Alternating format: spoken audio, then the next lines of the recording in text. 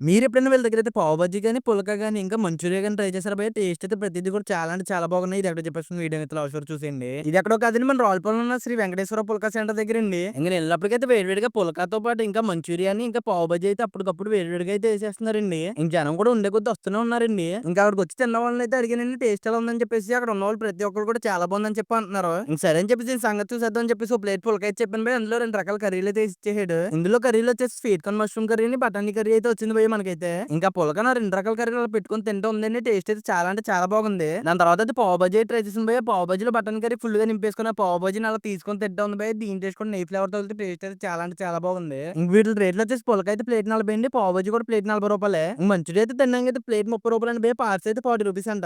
ఇంకా అంతే కాకుండా వీళ్ళ దగ్గరైతే ప్రతి శనివారం కూడా స్పెషల్ కర్రీ కూడా ఉంటదంటండి. ఇంక దీని అడ్రెస్ అంటారా? ఇది ఎక్కడో కాదు భయ్య. మన రావులపాలెం వెంకటేశ్వర రెసిడెన్సీ పక్కనైతే ఉంటది భయ్య.